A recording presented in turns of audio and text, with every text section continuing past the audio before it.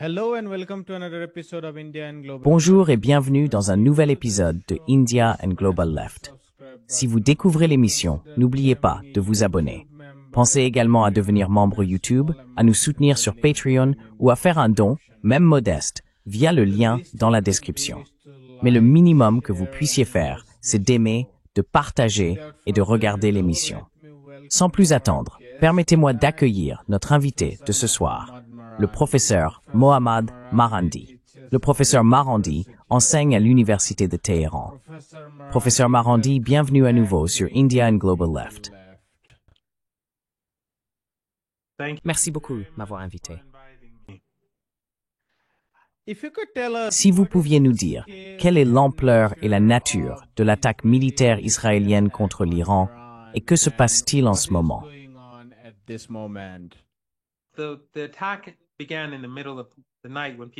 L'attaque a commencé au milieu de la nuit, alors que les gens dormaient, et ils ont frappé des cibles civiles à travers Téhéran. Un bâtiment se trouvait près de chez moi, et des personnes ont été assassinées. Nous avons vu des images d'enfants jetés hors des immeubles. Et tout comme les images que nous avons vues au Liban et surtout à Gaza, ils ont massacré des femmes et des voisins de leurs cibles, les familles de leurs cibles.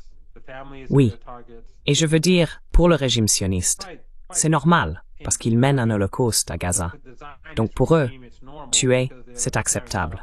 Et pour l'Occident, ça l'est aussi. Les médias occidentaux avec lesquels j'ai échangé aujourd'hui ne s'intéressaient même pas aux civils. Et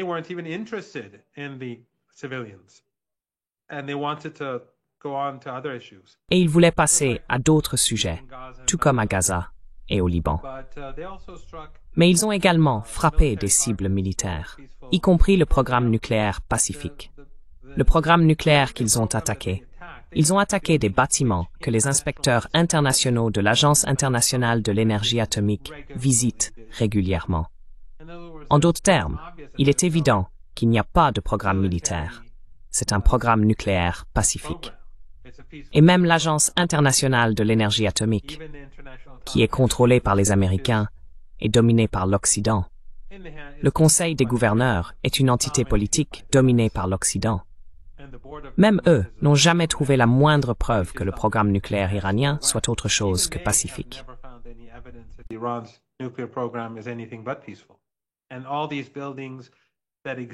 Et tous ces bâtiments qui existent à travers le pays, et surtout sous terre, sont régulièrement visités par ces personnes.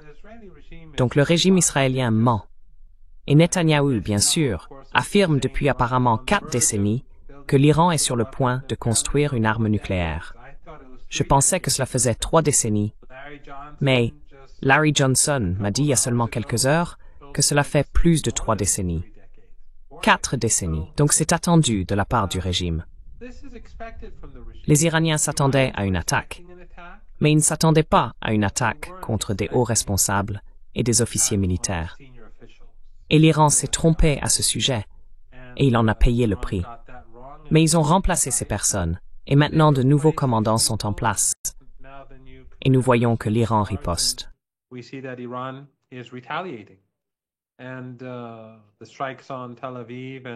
Et les frappes sur Tel Aviv et d'autres villes en Israël sont des représailles non seulement pour les attaques contre les Iraniens, contre les civils iraniens et contre les Palestiniens, les familles iraniennes, mais aussi en représailles à l'Holocauste à Gaza, aux attaques génocidaires au Liban, aux meurtres quotidiens en Cisjordanie. C'est en représailles pour tout cela. Et le régime israélien sera certainement puni pour ce qu'il a fait. Et les Iraniens commencent à peine à montrer leur puissance. Il y a également des informations selon lesquelles les Iraniens auraient abattu un avion israélien. Certains disent plus d'un. Mais pour l'instant, ce que j'ai entendu, c'est qu'un F-35 a été abattu et que le pilote a été capturé. Bien sûr, cela n'a pas encore été confirmé, mais ils disent que c'est vrai. Mais encore une fois, ce n'est pas confirmé.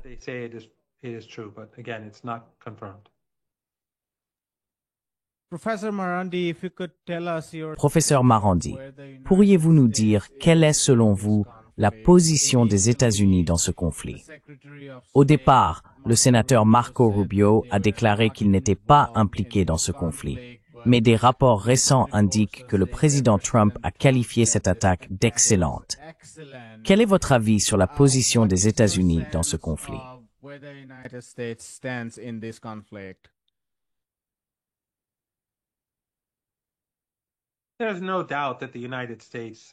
Il ne fait aucun doute que les États-Unis sont profondément impliqués dans tout ce que fait le régime israélien contre l'Iran. Pas seulement maintenant, mais depuis le tout début. Le régime israélien, à lui seul, ne peut même pas poursuivre la guerre, le génocide à Gaza. Ils dépendent entièrement de l'Occident pour tout. Mais dans ce cas précis, ils dépendent encore plus des États-Unis que lors d'autres campagnes. Et je pense que Trump a vendu la mèche.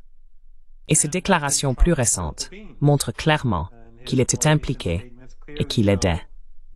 Cela montre simplement que les États-Unis sont dirigés par une personne qui n'a aucun principe moral, une personne qui n'a aucune stabilité mentale, une personne avec laquelle il est impossible de négocier car il change constamment de position avant de devenir violent.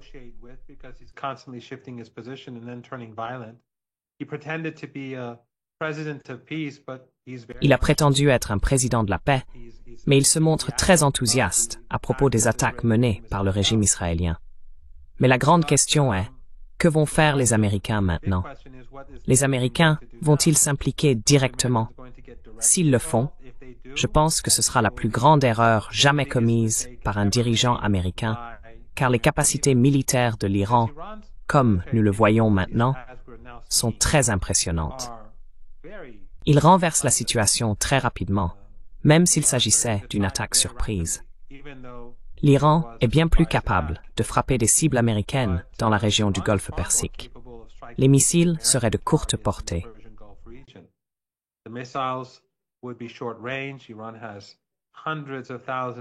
L'Iran possède des centaines de milliers de missiles, des centaines de milliers de drones, et toutes ces dictatures familiales dans la région du Golfe Persique qui accueillent des bases américaines et sont riches en pétrole et en gaz, ce sont des palais de verre.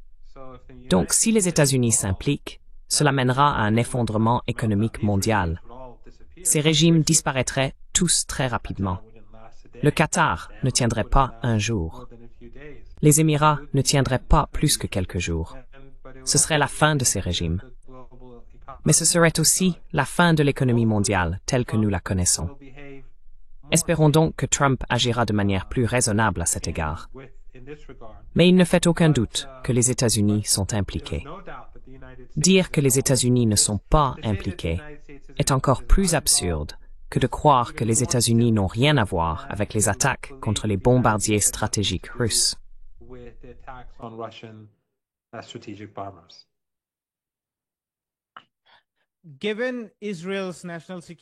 Étant donné que le conseiller à la sécurité nationale d'Israël, Jackie Hanegbi, a déclaré que le programme nucléaire iranien ne peut pas être démantelé par une campagne militaire, cette attaque n'est-elle qu'un moyen de faire davantage pression sur l'Iran pour qu'il accepte l'accord actuellement en cours sous la direction des États-Unis?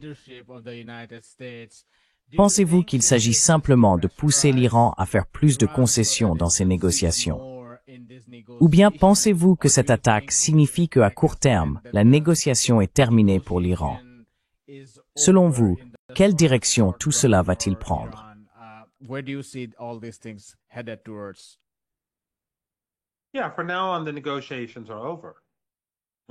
Oui, pour l'instant, les négociations sont terminées.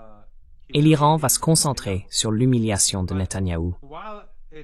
Mais même si, comme tu le soulignes à juste titre, c'est probablement une tentative de faire pression sur l'Iran pour aider Trump à la table des négociations, ce qui ne fonctionnerait jamais, car l'Iran n'abandonnera pas ses droits souverains, je pense aussi que cela fait partie de la tentative de Netanyahou de rester au pouvoir. Tu sais aussi bien que moi que, tout au long de ces 20 mois de génocide, la raison pour laquelle Netanyahou continue d'escalader, que ce soit à Gaza, au Liban ou en Syrie, où il a eu du succès avec ses alliés Erdogan et Biden. À part ça, quand on regarde tout cela et ce qui se passe maintenant, toutes ces escalades sont essentiellement pour lui-même, pour sa propre survie. Il ne s'agit pas d'Israël. Netanyahou, je pense, se fiche complètement d'Israël.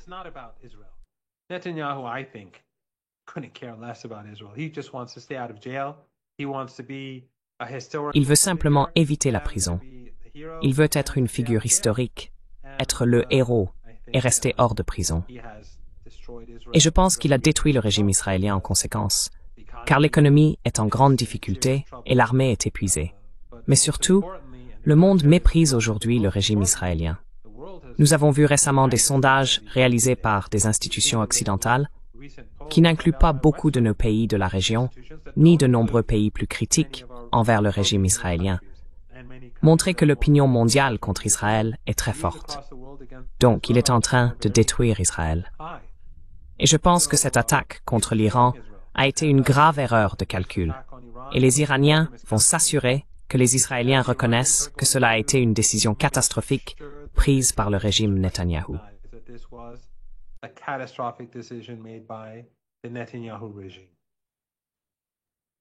Eliza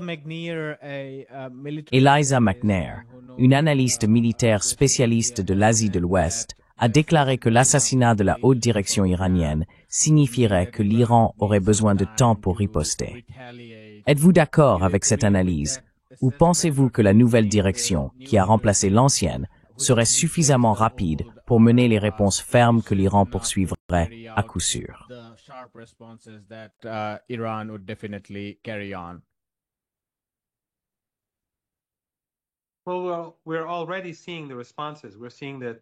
Eh bien, nous voyons déjà les réactions. Nous constatons que les défenses aériennes fonctionnent de manière plus efficace. Apparemment, au moins un avion de chasse israélien a été abattu, et nous voyons des missiles frappés, des missiles lourds, avec des ogives bien plus puissantes que celles que les Israéliens tirent sur l'Iran.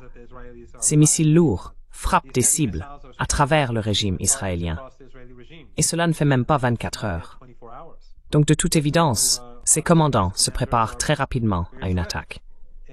Et je pense qu'au fil des heures et des jours, la situation va empirer pour le régime.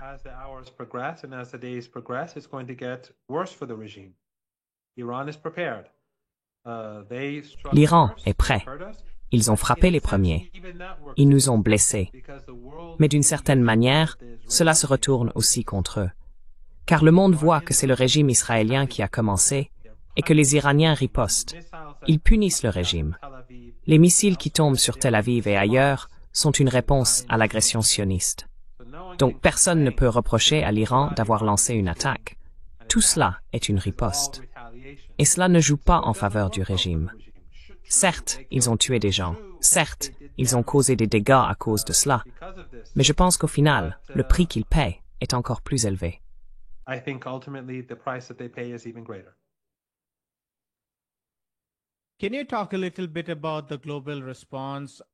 Pouvez-vous nous parler un peu de la réaction internationale?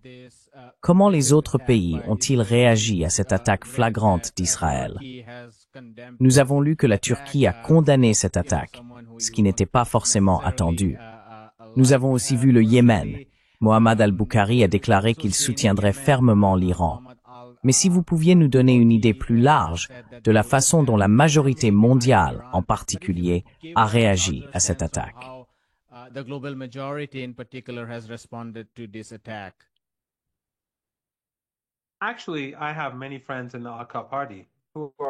En réalité, j'ai de nombreux amis au sein du parti AK qui s'opposent discrètement mais fermement aux politiques d'Erdogan et qui sont désormais contre lui.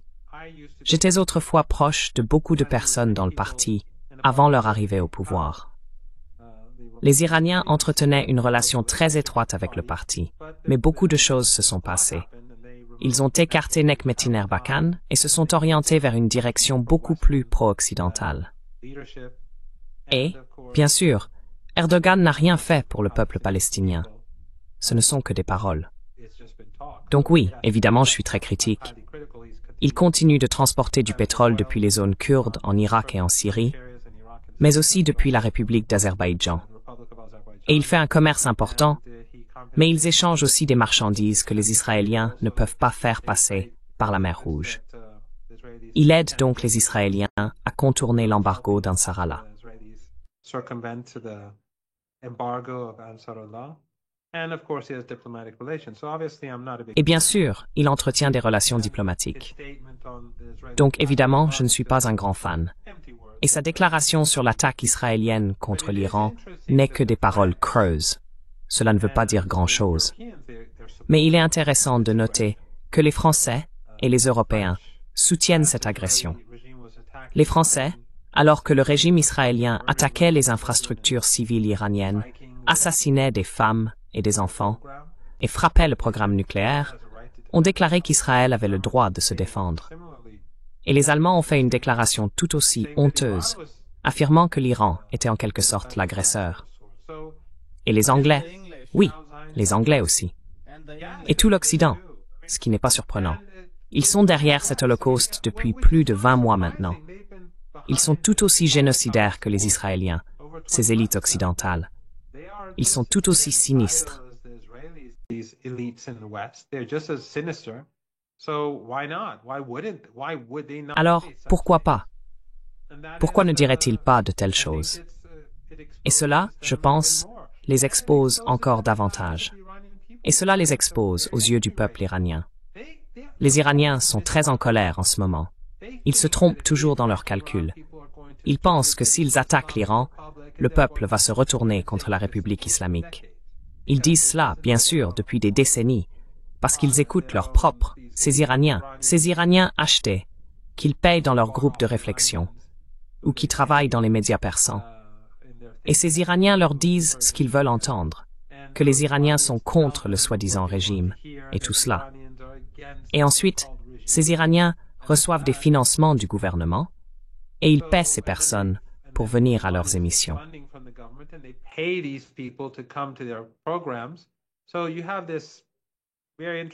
Vous avez donc cette situation très intéressante, où tout le monde gagne beaucoup d'argent, mais où l'on raconte aussi beaucoup de bêtises, et où l'on fournit des analyses inutiles, des analyses très dangereuses, parce qu'elles sont erronées, profondément erronées. Ils répètent sans cesse que l'Iran est sur le point de s'effondrer. Et ils disaient que si nous frappions l'Iran, des analystes israéliens et occidentaux affirmaient que si les Israéliens attaquaient, le soi-disant régime s'effondrait. Eh bien, on voit des gens dans les rues. Nous avons vu des gens dans les rues à Téhéran et ailleurs, en colère, indignés, disant que le gouvernement iranien doit frapper fort, doit riposter durement, que les forces armées doivent frapper le régime israélien en retour, et avec force. Ils ne comprennent pas l'Iran. Ils ne comprennent pas l'Iran. Et ils ne comprendront jamais cette clique, ce groupe, ces élites.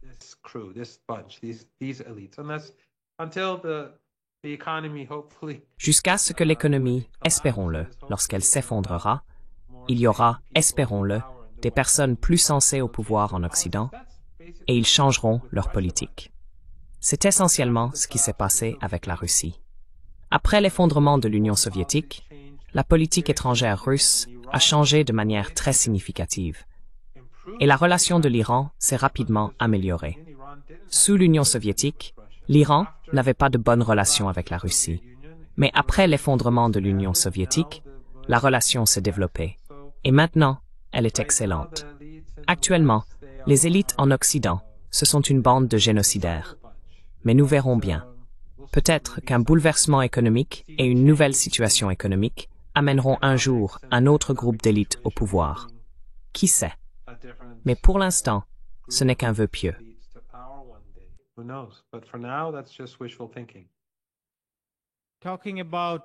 En parlant de la propagande et du récit occidentaux, vous avez tweeté plutôt que la BBC devait vous interviewer, mais a annulé votre entretien après votre passage sur Sky News.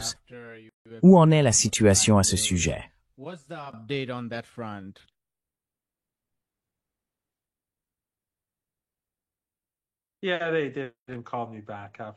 Oui, ils ne m'ont pas rappelé après ça. Et je leur ai dit, dès qu'ils ont annulé, j'ai dit, je me demande pourquoi. Mais ils n'ont jamais répondu. J'étais censé passer juste après eux. Et donc ils ont simplement choisi de faire autre chose, comme si les actualités sur l'Iran n'étaient pas le sujet principal. Ils ont dit non, nous avons un changement de programmation. Je veux dire, c'est l'information principale. Qu'avez-vous choisi de couvrir à la place de l'attaque israélienne contre l'Iran? C'est comme ça que sont les médias occidentaux. En fait, je suis de moins en moins invité dans les médias occidentaux. Je viens d'être invité, eh bien, 2 fois cette fois-ci, aussi sur Channel Koth News. Mais heureusement, des médias comme le vôtre deviennent plus influents. Et des personnes de qualité comme vous, et d'autres qui produisent d'excellents contenus, offrent une opportunité à des gens moins connus comme moi de faire entendre notre point de vue.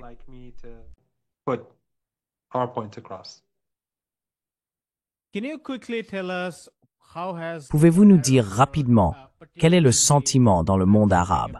En particulier, je pense aux monarchies du Golfe, qui ne sont pas nécessairement alliées de l'Iran, mais qui sont de plus en plus alarmées par l'expansion à laquelle Israël se livre depuis le 7 octobre. Quelle est l'ambiance dans cette partie du monde arabe?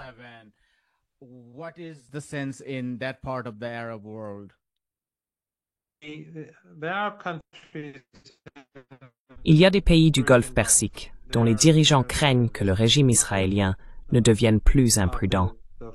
Mais ils reconnaissent aussi que les États-Unis s'affaiblissent et que Trump n'est pas quelqu'un en qui ils peuvent avoir confiance. Ils choisissent donc d'entretenir de meilleures relations avec l'Iran, en particulier les Saoudiens, mais aussi avec la Russie, la Chine et d'autres pays. Cependant, ils restent liés à l'Occident et aux États-Unis, et ils accueillent des bases américaines. Cela devient désormais très dangereux pour eux, car si les Américains frappent l'Iran, ils en porteront la responsabilité. Mais l'état d'esprit a beaucoup changé au cours de la dernière décennie.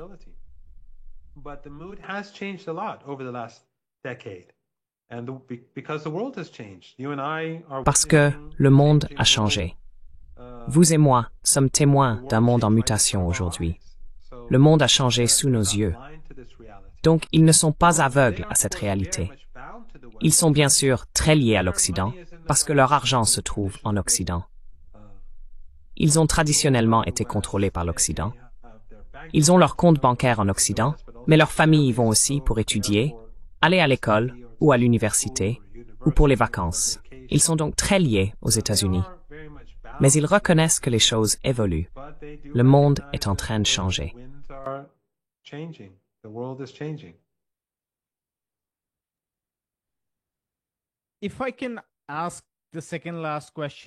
Si je peux poser l'avant-dernière question, pensez-vous que la réponse de l'Iran pourrait potentiellement impliquer d'autres parties de l'Asie de l'Ouest en dehors d'Israël? Je pense aux infrastructures américaines en Irak, aux infrastructures américaines dans le Golfe Persique. Y a-t-il une possibilité que la réponse de l'Iran aille au-delà d'Israël?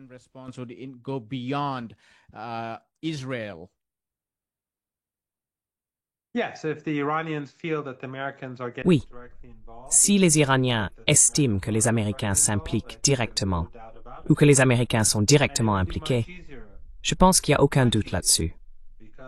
Et ce sera beaucoup plus facile, car ils n'ont pas besoin de ces missiles longue portée. Ils n'ont pas besoin de drones longue portée. Et sur le terrain en Irak, ils ont aussi de nombreux alliés.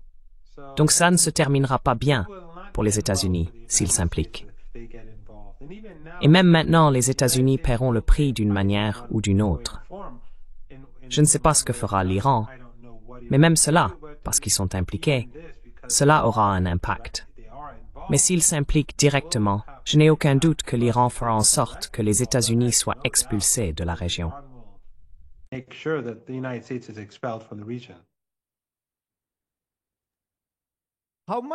À l'heure actuelle, dans quelle mesure l'Iran bénéficie-t-il du soutien de la Russie, en particulier en cas de guerre totale?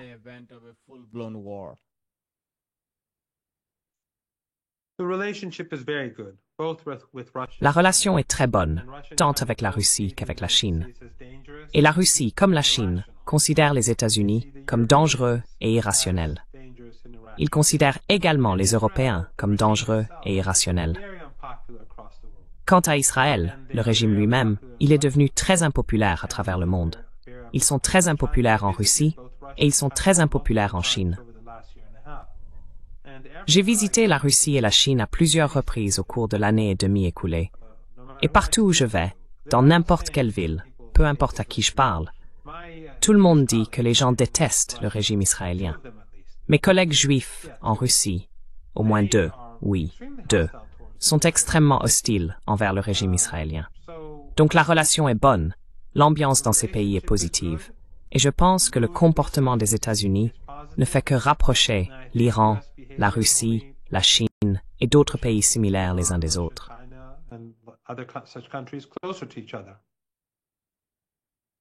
My final question to you, Professor Marandi. Ma dernière question pour vous, professeur Marandi, serait de nous donner une idée de ce qu'est la vie actuellement en Iran.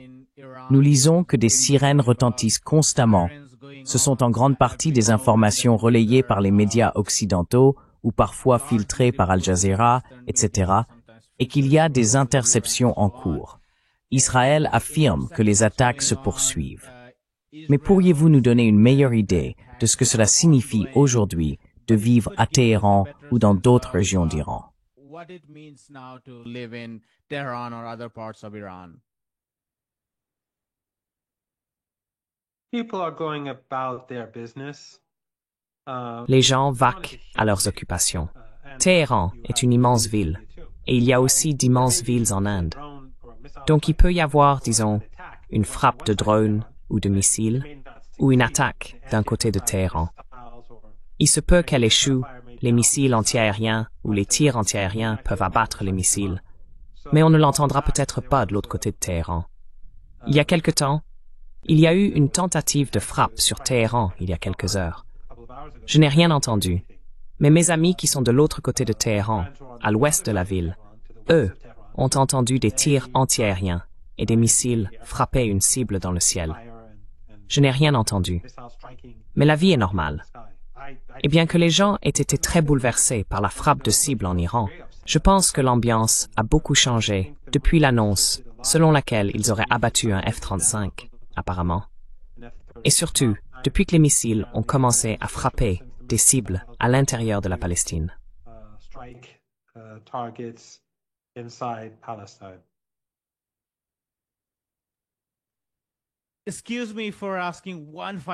Excusez-moi de poser une dernière question, mais je ne peux pas m'en empêcher. Étant donné qu'une grande partie de ce conflit concerne directement ou indirectement la Palestine, quel est selon vous l'impact d'une extension de cette guerre impliquant directement l'Iran? Quelle serait la conséquence pour la Palestine, si l'on peut en faire une estimation?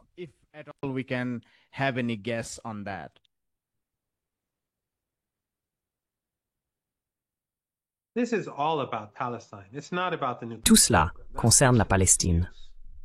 Il ne s'agit pas du programme nucléaire. Ce n'est qu'un prétexte. Un accord nucléaire aurait toujours été facile, et cela n'aurait de toute façon jamais posé problème si ce n'était pas à cause de la politique de l'Iran. Si l'Iran n'était pas un pays fort et indépendant, si l'Iran n'était pas un fervent défenseur des droits des Palestiniens. La question du programme nucléaire, du terrorisme ou des droits de l'homme, tout cela n'est que de la façade. C'est comme ça depuis des décennies. Le vrai problème a toujours été que l'Iran soutient les mouvements de libération. L'Iran était un fervent soutien. Avant la révolution, 90% du pétrole sud-africain provenait d'Iran.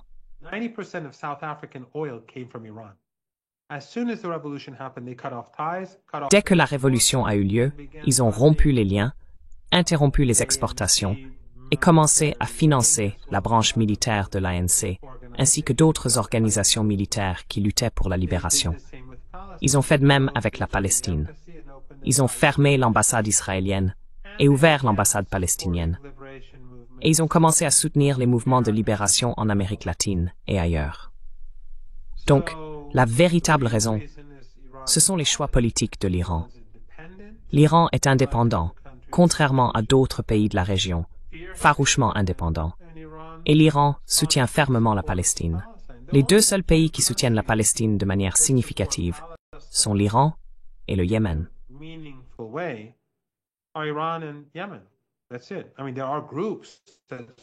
C'est ça. Je veux dire, il y a des groupes qui les soutiennent. Il y a des gens qui soutiennent les Palestiniens. Dans l'ensemble, dans toute la région, les gens soutiennent les Palestiniens. Le Hezbollah s'est battu et a fait d'importants sacrifices pour les Palestiniens. Les deux seuls gouvernements qui ont fait d'énormes sacrifices sont l'Iran et le Yémen. Et l'Iran, bien sûr, est arrivé au pouvoir bien plus tôt. L'Iran a souffert pendant de nombreuses années à cause de son opposition au suprémacisme ethnique et au nettoyage ethnique. C'est très étrange. L'Occident combat l'Iran pour préserver le suprémacisme ethnique, le nettoyage ethnique et le génocide contre le peuple palestinien.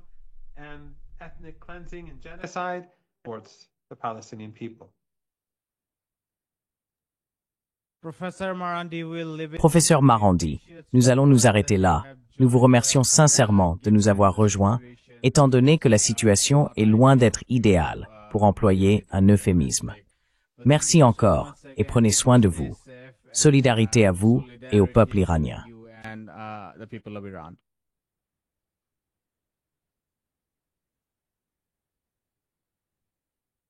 Thank you very much, and I hope for Merci beaucoup.